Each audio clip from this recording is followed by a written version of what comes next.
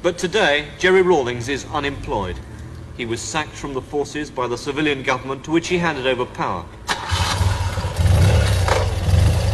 He now lives in a small flat with his wife, a designer, and spends his time driving round on his motorbike, trying to keep alive the ideals of his June the 4th revolution. What sort of a society are we trying to create here in Ghana? Shall we call it a balanced society in every respect? You know, where everybody's potential will be acknowledged. I mean, where we'll have, let's put it this way, a dignified society. You know, where justice will be seen to. And generally speaking, a more equitable distribution of the country's wealth. You see, the recognition of the creative talent within us that's been lying dormant, consciously or unconsciously being suppressed. You know. And now, a year later, after the handover to civilian rule, how does the country measure up to those original ideals? As far as the prices of food items are concerned, it's shot up again, you know. It's even worse than it was before we came in. But what I'm more concerned about is what appears to be an attempt to restore the pre-June 4th order.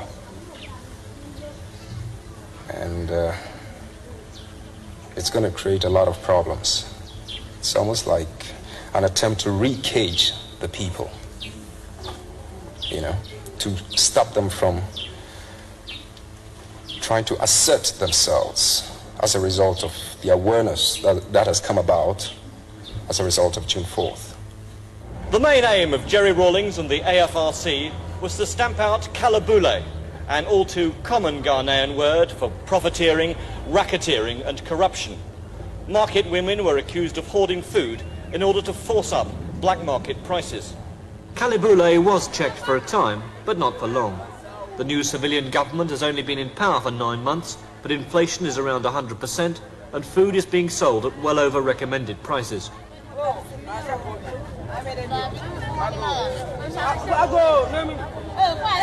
At this market in Accra, the market women were asking 4 cedis, about 75p or the lowest minimum day's wage, for a few tomatoes or a bunch of bananas. A small bag of rice was going for 600 cedis, compared to the recommended price of 120. A tin of milk was going for 5 cedis instead of 0.75, and sardines for 8 instead of 1.6. And this in a country where the average wage is 200 cedis, just over £30 a month.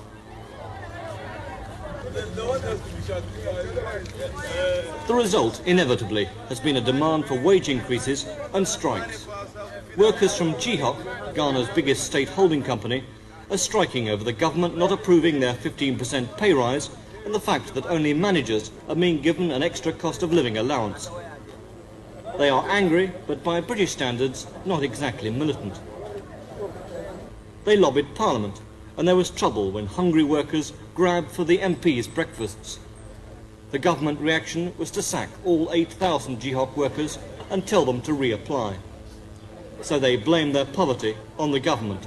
How tough has life been for your workers then? Oh, terrible. Because honestly speaking, some of them even take water as their breakfast. They just have water for breakfast. That's right. What is your reaction then to the civilian government? You were promised that there would be no more corruption, that they would continue the good work of the AFRC. Yeah. Do you agree that the AFRC were doing good work? Yeah, we agree with the AFRC. So what is your reaction now to what's going on? No, our reaction is simply disappointment. We are only disappointed, that's all. A world away from the calm diplomacy of the castle, the president's predecessor goes visiting. Rawlings has refused to leave the country for an easy life on training courses, safely out of the way, like other members of his AFRC. He has stayed on, a man without a party, but determined to keep alive the ideals of June the 4th. When he visits a village outside Accra, he tries to enthuse the people to help themselves. What about the cement for the pig story we're trying to do? It was only today that they said we should come, but during your time, it was approved. But later on, after you left the scene, I mean, things have gone back again. Rawlings says he offered his services to the new government as troubleshooter on agricultural problems, his current concern. He's frustrated and angry that they declined to make use of the enormous influence he still has in the country. They were frightened of you that you might build up some sort of power base from your work in the agricultural sector? Yes, I know. This is what they kept on complaining about, of course, behind my back, you know. And, of course, these are little indications as to, you know, their choice of priorities or what they see. They're paranoid. It's an expression of their paranoia about me. But even if I'm supposed to be enjoying this kind of respect or fame with the people, let's at least put it to some use, you understand? I'm not asking to be an agricultural minister or anything like this. You can keep me in the forces, but, I mean, detach me to mobilize the people all over the place. I mean, they say a hungry man is an angry man. The least you and I can do is to do something about their stomachs, you know? And you don't seem to see the priority. Now it's catching up with them. Is it just straight mismanagement, then, you're saying, from the government side? I don't think it's just a question of mismanagement. Even if it is, there are a whole lot of other factors too. I mean, human factors. The lack of appreciation of the dominant group or the people who are supposedly holding those offices, you know. Not appreciating, you know, the problems of the common man, the worker, the ordinary man, you see. And as a matter of fact, this is where I spent a lot of time trying to infuse, you know, the new mood into the man. And somehow or the other, it doesn't seem to have paid off. Instead, I'm the one who gets stabbed in the back all the time. Rawlings says he sees Ghana moving towards a new crisis. It's becoming explosive as far as I can see. And one, it could be because they're ignorant of the mood of the people, for a whole lot of reasons, because they may have enough in their stomachs. And I'm making the mistake of equating their feelings to that man's.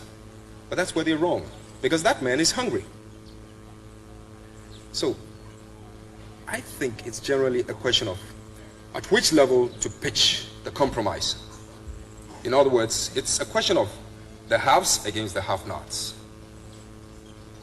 and the rate at which to tackle the country's socioeconomic problems.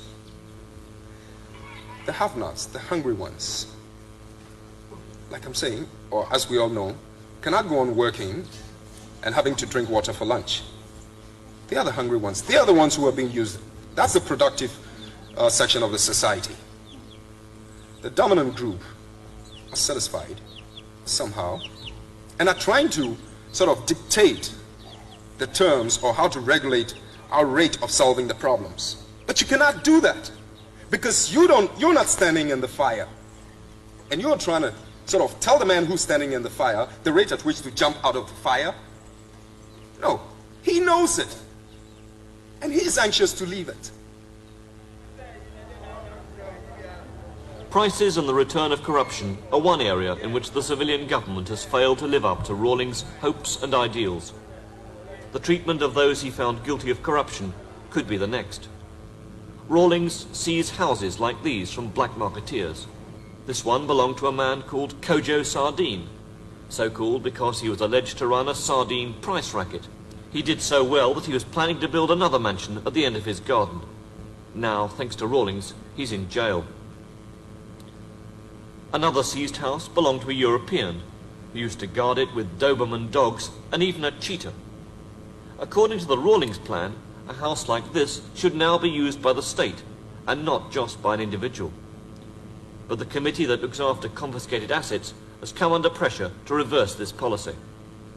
Our committee has recommended that it should be given to the Tourist Development Company, but the Vice President is requesting that he be made to stay in. But we haven't submitted our report yet to them, and they have the final say on it.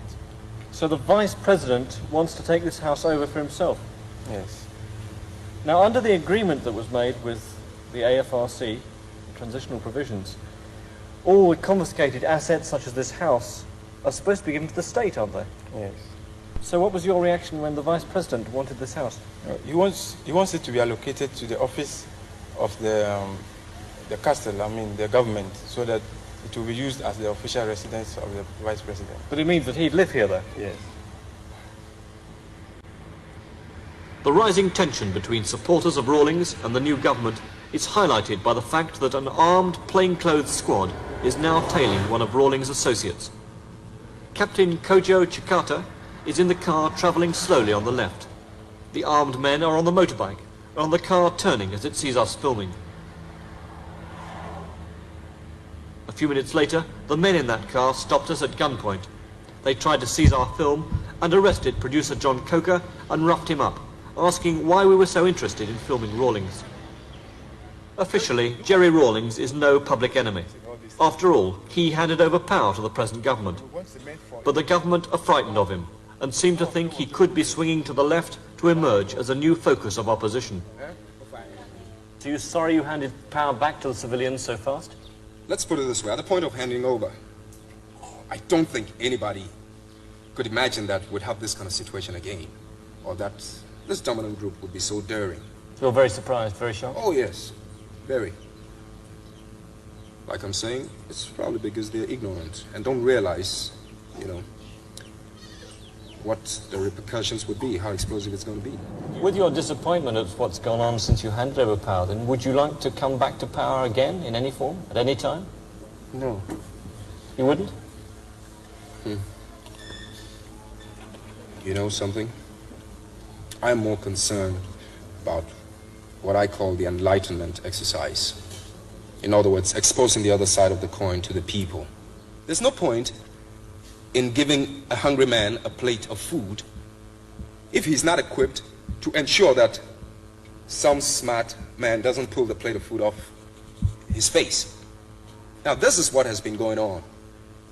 In other words, I used to say, look, people are so hungry, the least you can do is feed them. But now I'm going further, because analyzing the situation, it's not that the food couldn't possibly be there. The food could even be made available. But the man is not equipped enough to ensure that he eats that food. So even when it's provided, he's going to lose it. So what you have to do is to arm that man to ensure that he does not allow anybody to pull that plate of food away from him. The return of democracy to Ghana is not yet threatened, but it's already under pressure. After the earlier attack by Jihok workers, the Parliament building was heavily guarded when they marched to the courts nearby to try to fight their sacking by the government. Their leave to appeal was dismissed. So far, there's no sign of the people turning against civilian rule that was so widely welcome after the years of military rule. But as poverty and inflation continue to plague Ghana, the strains are beginning to tell. And Rawlings is in the wings, waiting to see what happens.